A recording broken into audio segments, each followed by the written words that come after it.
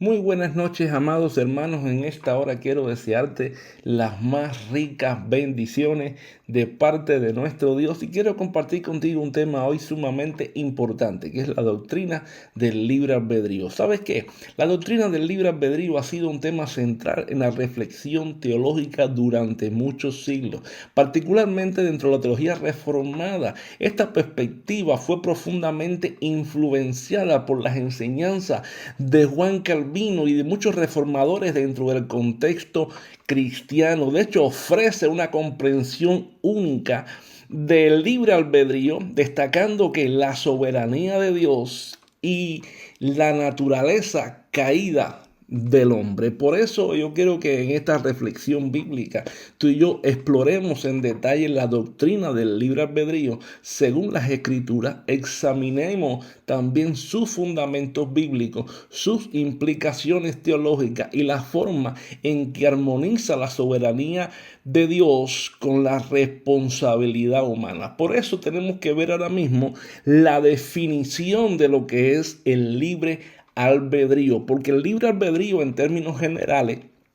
se refiere a la capacidad humana de tomar decisiones sin ser forzados por una necesidad externa. Y este concepto se sitúa, cuando lo miramos bien, en el centro de muchas discusiones filosóficas y teológicas a través de los tiempos, ya que toca aspectos fundamentales de la naturaleza humana y nuestra relación con Dios. Pero si miramos en en la escritura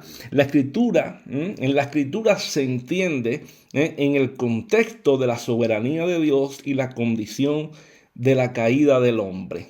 Cuando vamos a la Biblia, vamos a ver la soberanía de Dios y la caída del hombre. ¿Por qué razón? Porque en la caída del hombre, y cuando vemos la caída del hombre y antes de la caída del hombre, vamos a ver la diferencia. De hecho, en Génesis capítulo 1, versos 26 y 27, el hombre, dice la escritura, que fue creado a imagen y semejanza de Dios. Es decir, tenía la capacidad de ejercer dominio y tomar decisiones morales. Adán y Eva, antes de pecar, poseían un libre albedrío en el sentido más puro. Ellos tenían la capacidad de obedecer a Dios o de desobedecerlo.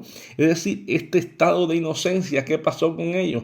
Les permitió que su voluntad fuera verdaderamente libre y sin inclinación hacia el mal. De hecho, Génesis capítulo 2, versos 16 y 17 dice: y mandó Jehová Dios al hombre diciendo: de todo árbol del huerto podrás comer, mas del árbol de la ciencia del bien y del mal no comerás, porque el día que él comiere ciertamente morirás. Cuando vemos este mandamiento, ¿qué implicaba?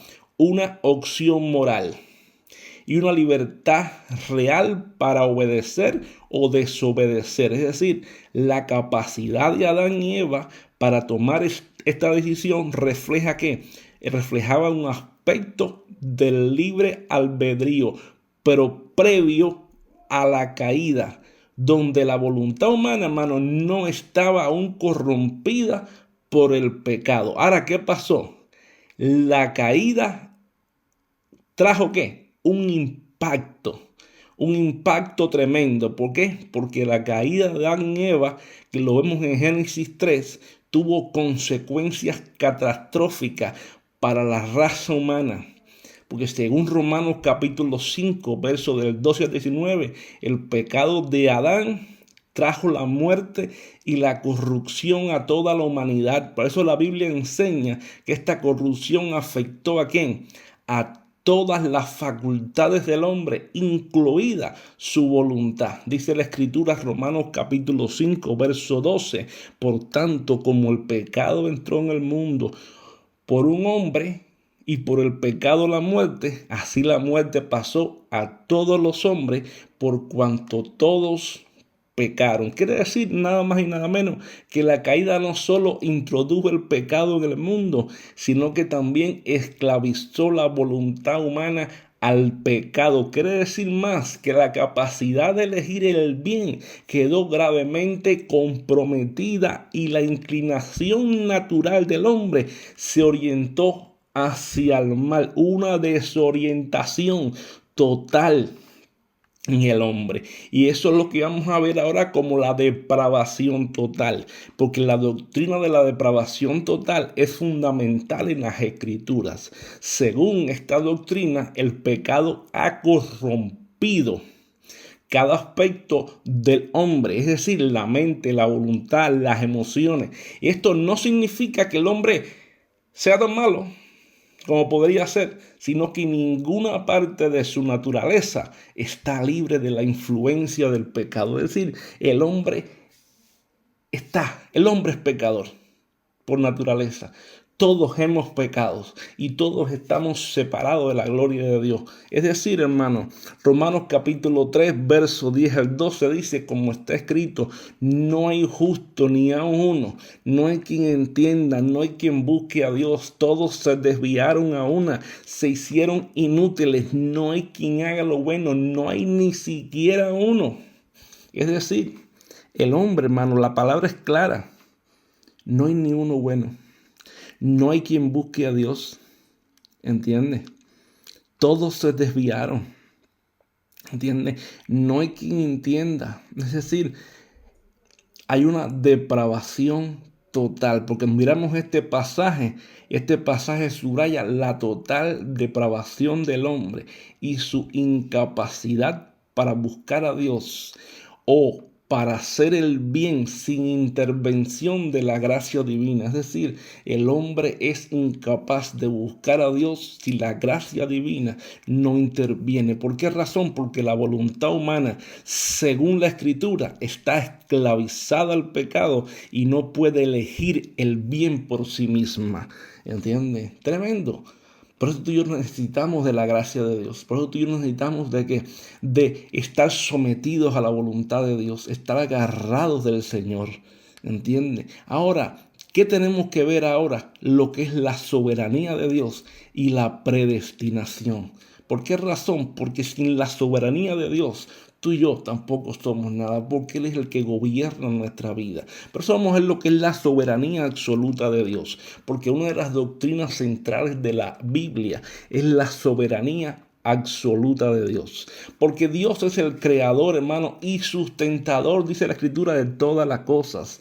Y su voluntad es suprema. Y todo lo que ocurre en el universo, todo lo que ocurre en esta tierra está bajo el control soberano de Dios. De hecho, si vamos al libro de Isaías, capítulo 46, versos 9 y 10, dice la Escritura así: acordaos de las cosas pasadas desde los tiempos antiguos, porque yo soy Dios y no hay otro Dios, y nada hay semejante a mí, que anuncio lo por venir desde el principio y desde la antigüedad, lo que aún no era hecho. Dice que digo mi consejo permanecerá y haré todo lo que quiero. ¿Te das cuenta? Esto es la soberanía de Dios, porque si vemos este pasaje destaca ¿qué cosa? La omnipotencia y la omnisciencia de Dios, porque este pasaje nos está asegurando que su consejo y su propósito va a prevalecer sobre todas las cosas. Por eso la Escritura, hermano, entiende que nada ocurre fuera de la voluntad de Dios, incluyendo la salvación y la condenación del hombre. ¿Te das cuenta? Tenemos que entender eso. La Biblia es clara respecto a eso. La Biblia es clara. Por eso cuando miramos la doctrina de la predestinación, la misma encontramos en la doctrina de la predestinación que esta doctrina es la que nos enseña que Dios en su soberanía ha elegido a ciertas personas para la salvación antes de la fundación del mundo. Y cuando miramos el concepto de predestinación, este concepto es que una extensión natural de ¿qué? De la soberanía de Dios, afirmando que la salvación no es un resultado de nuestro mérito humano, sino que es de la elección divina. Así que no podemos decir que nosotros fuimos los que escogimos a Dios. No, no. Es que Dios fue quien nos eligió a nosotros. Porque si vamos al libro de Efesios capítulo 1, verso del 4 al 5, dice, según nos escogió en Él antes de la fundación del mundo, para que fuésemos santos y sin mancha delante de Él. ¿Cómo nos escogió? En amor, habiéndonos predestinados para ser adoptados hijos suyos por medio de Jesucristo, según el puro afecto de su voluntad. Aquí está claro, hermano, cuando vemos este pasaje, nos deja claro que la elección divina es anterior ¿a qué? A cualquier acción humana, a cualquier acto humano que tú y yo hagamos hecho. Es decir, que la elección divina se basa en el propósito y la voluntad de Dios. Por eso la predestinación subraya, hermano, que la salvación es un acto de la gracia soberana y no depende de la capacidad o de la elección del hombre. Tenemos que entender eso.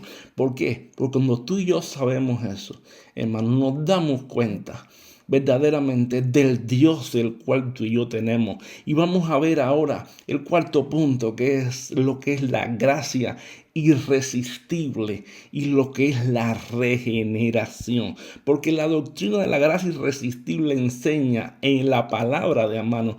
¿Sabe lo que nos enseña? Que cuando Dios decide otorgar su gracia a una persona, esa gracia como es eficaz y esa gracia no puede ser resistida. Esa gracia es recibida. ¿Sabe por qué? Porque tenemos que entender que esto no significa que Dios fuerza a las personas a creer contra su voluntad. No, para nada de eso. No, sino que Él transforma su voluntad para que deseen lo que antes rechazaban. Es decir, el hombre rechazaba a Dios, no amaba a Dios, pero ahora Dios hace que ese corazón le ame.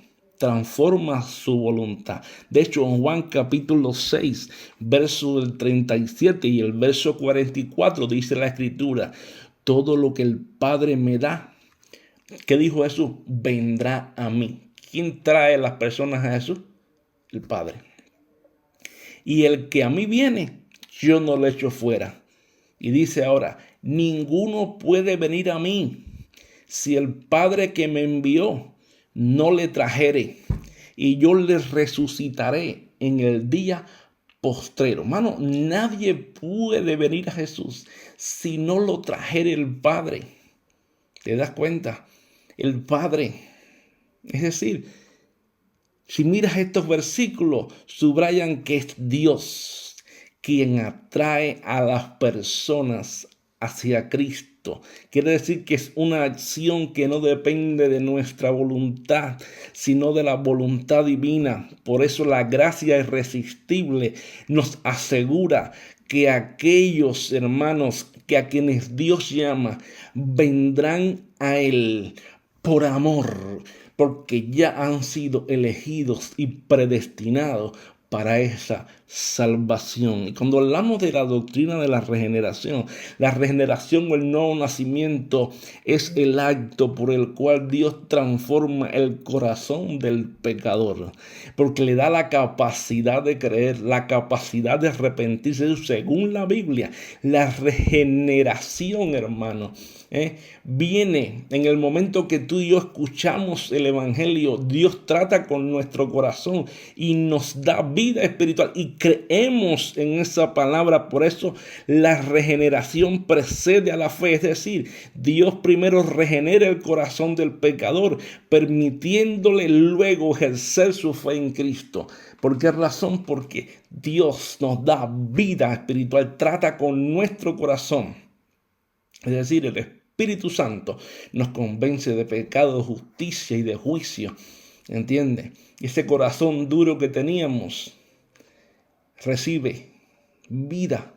Y en ese momento tú y yo respondemos a la gracia irresistible o al llamado eficaz de Dios. ¿Entiendes? Entonces tenemos que entender eso. Por eso Juan capítulo 3, versos del 3 al 5. Estoy hablando con Nicodemo, le dice, respondió Jesús y le dijo, de cierto te digo, que el que no naciere de nuevo no puede ver el reino de Dios. Nicodemo le dijo, ¿cómo puede un hombre nacer siendo viejo? ¿Puede acaso entrar por segunda vez en el vientre de su madre y nacer? Respondiendo Jesús, de cierto te digo, que el que no naciere del agua y del Espíritu no puede entrar en el reino de Dios. Hermano, esto está claro, la regeneración es un acto soberano de Dios y absolutamente de Dios. Total de Dios. Ahí no hay intervención humana ninguna. Ahí entra Dios y cambia radicalmente la naturaleza del pecador y capacita su voluntad para responder positivamente al llamado del Evangelio. ¿Te das cuenta? ¿Viste qué bello es el Dios nuestro? ¿Viste qué bello es el Dios nuestro? Por eso yo te digo a ti, mano, que vale la pena seguir a Jesús. Vale la pena vivir para Jesús. Vale la pena servirle a Él. Vale la pena. Ahora vamos a ver el quinto punto, que es la responsabilidad humana. Porque es bueno, hermano, que entendamos la realidad de la responsabilidad humana. Y aunque la Escritura enfatiza la soberanía de Dios y la incapacidad humana, la misma Escritura sostiene que los hombres son responsables de sus acciones. De hecho, la Biblia enseña que los hombres serán juzgados por sus obras y decisiones. Romanos capítulo 14, verso 12 dice, de manera que cada uno de nosotros dará a Dios cuenta de sí. Segunda de Corintios 5:10 dice, porque es necesario que todos nosotros comparezcamos ante el tribunal de Cristo para que cada uno reciba según lo que haya hecho mientras estaba en el cuerpo, sea bueno o sea malo. Si miramos estos pasajes nos muestran que la responsabilidad del hombre que es real. Tenemos una responsabilidad humana. Y aunque los hombres, hermanos, están inclinados al pecado, todavía somos responsables por nuestras elecciones y nuestras acciones. Por eso tenemos que entender que la coexistencia de la soberanía divina hay una coexistencia, entre la soberanía divina y la responsabilidad del hombre. Ahora, la aparente tensión entre la soberanía divina y la responsabilidad del hombre, hermano, es uno de los misterios de la fe cristiana. Pero la Biblia sostiene que ambos conceptos son verdaderos y también que coexisten de manera que tú y yo no podemos comprender verdaderamente, completamente. Pero Filipenses capítulo 2, versos 12 y 13, dice la Escritura, por tanto, amados míos, como siempre habéis obedecido, no como en mi presencia solamente, sino mucho más ahora en mi ausencia, ocupaos en vuestra salvación con temor y temblor. ¿Por qué? Porque Dios es el que en vosotros produce así el querer como el hacer por su buena voluntad. Si miramos este pasaje, ilustra claramente la interacción entre la acción del hombre y la obra divina. ¿Por qué? Porque los creyentes son exhortados aquí a ¿qué? A ocuparse de su salvación con temor y temblor, reflejando ¿qué? Su responsabilidad personal. Sin embargo, vemos también que se afirma que es Dios quien obra en ellos tanto el querer como el hacer, subrayando ¿qué? La soberanía de Dios. ¿Te das cuenta? Ahora, vamos a ver algunas implicaciones teológicas pastorales. Como ejemplo, la seguridad de la salvación.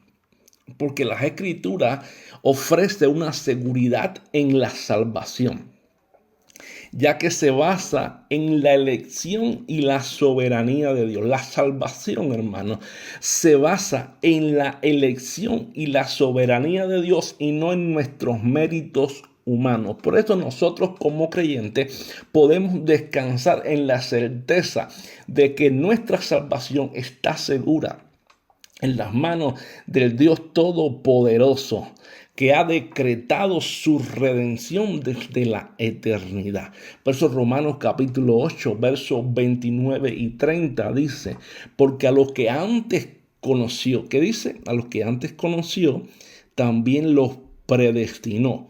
Los que antes conoció, eligió, también los predestinó, predestinación, perdón, para que fuesen conformados, oye esto, a la imagen de su Hijo, para que Él sea el primogénito entre muchos hermanos. Ahora dice, y a los que predestinó, a estos también llamó, y a los que llamó, a estos también justificó, y a los que justificó, a estos también glorificó. Mira, si miramos el texto al revés, podemos decir, el objetivo por el cual hemos sido elegidos, hemos sido predestinados, ¿es para qué? Es para que fuésemos, vamos a ser glorificados, ¿no? Ahora, dice, a los que glorificó, ¿quiénes fueron? A los que justificó. Y a los que justificó fue a los que llamó. Y a los que llamó fue a los que predestinó. Y a los que predestinó, ¿quiénes fueron? A los que conoció. ¿Te das cuenta? Si tú tomas el texto y lo lees desde el principio para acá, y lo lees de adelante hacia el final y del final hacia adelante, te vas a dar cuenta la obra redentora de Dios. Porque cuando vemos este ciclo dorado de la redención, que nos muestra que aquellos a quienes Dios ha elegido serán inevitablemente llevados a la gloria, hermano. No hay duda. Hay una glorificación segura. Por eso hay una motivación para la santidad. ¿Entiendes? Y la Biblia nos muestra que hay una motivación para la santidad.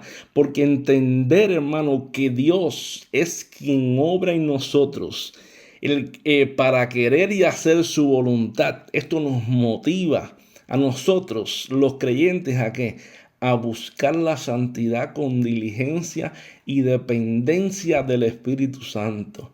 Por eso la santificación es vista en la Escritura como una colaboración con la gracia de Dios. Es donde el creyente, tú y yo, hermano, trabajamos activamente en nuestro crecimiento espiritual, sabiendo que es Dios, hermano, quien nos capacita en esa labor. Es Dios quien nos ayuda en medio de la santificación, porque humanamente tú y yo, hermano, somos débiles, pero es Dios quien nos fortalece, es Dios quien nos ayuda, es Dios quien nos hace caminar poderosamente. De hecho, si tú y yo permanecemos en Cristo, es porque Dios es quien nos preserva.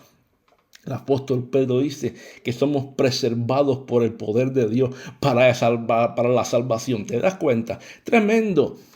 Por eso tenemos que, hermano, sí, hermano, ¿por qué? Porque estamos en el proceso de santificación. Por eso diariamente tú y yo tenemos que orar, tenemos que buscar la palabra, tenemos que llegar al conocimiento de la palabra diariamente. No es un día ni dos, no es todos los días.